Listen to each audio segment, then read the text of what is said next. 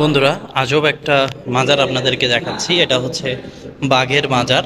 এটা বাঘের কবর এবং এখানে ওনারে ওসিলায় মাজারটা এই বাঘের ওসিলায় মাজার না? না, হুজুরের ওসিলায় মাজার। হুজুরের। হুজুরের সাথে বাঘ আসছিল আর একটা কুকুর আসছিল। কুকুরের কোনো খবর নাই? খোঁজ নেই। কুকুরের খোঁজ নাই।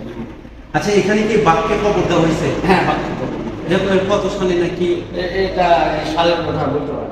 প্রথমে আমরা চলে এসেছি বাঘের মাঝারে। আসলে আপনারা শুনেছেন শাহ সৈয়দ করম আলী সাহেবের মাজার। হ্যাঁ, আচ্ছা আচ্ছা, এটা একটু জানা সমঝানো। এখানে বাঘ, এখানে লেখা বাঘের মাঝার, এখানে লেখা বাঘের মাঝার। আচ্ছা, এখানে বাঘের মাঝার লেখার কারণ কি? এটা বাঘের কবর এবং এখানে ওনারে ওসিলায় মাজারটা এই বাঘের ওসিলায় মাজার না? না, হুজুরের ওসিলায় মাজার। হুজুরের। হুজুরের সাথে বাঘ আসছিল আর একটা কুকুর আসছিল। কুকুরের খবর নাই? কোনো খোঁজ নেই। কুকুরের খোঁজ নাই। আচ্ছা, এখানে কি বাঘকে কবর দেওয়া হয়েছে? হ্যাঁ, বাঘের কবর। এটা কত সালে নাকি? এটা সালের কথা বলতে পারি। কত বছর আগে? তো এটা 6 বছর হবে। আমি শুনলাম যে 800 বছর। তা বলতে পারবো না, আমার অনুমানিক আমি বললাম আর কি। আচ্ছা, দেখি একটু মাজারটা দেখি একটু।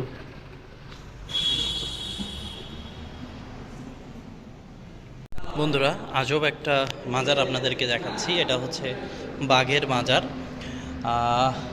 বাঘের মাজার কেন নাম হয়েছে আপনাদের একটু বিষয়টা বলার চেষ্টা করব। এটা হচ্ছে বিড়ালদহ যেই জায়গাটি রয়েছে আমাদের রাজশাহী পুটিয়া থানার অন্তর্ভুক্ত বিড়ালদহ।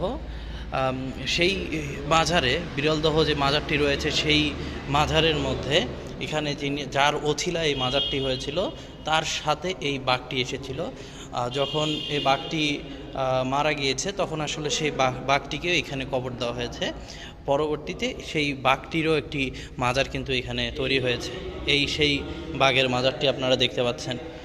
এবং যে হুজুরের ওসিলাতে আসলে মাজার তৈরি হয়েছে তিনি কিন্তু এখানে শায়িত আছেন।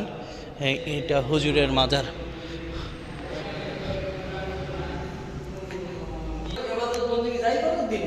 দিন। হ্যাঁ, সন্ধে 7টার পর। আর এটা খোলা থাকে না?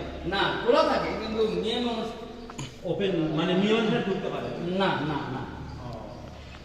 একটা মেয়ে মানুষের ব্যাপার অন্য রকম না। আপনি বসেন, ধন্যবাদ। ঠিক আছে।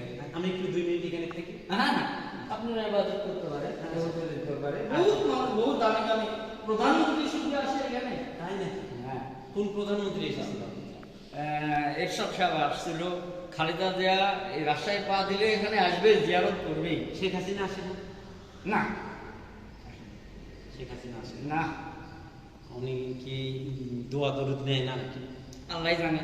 ও এখন হিন্দু নাকি তত আমরা জানি না।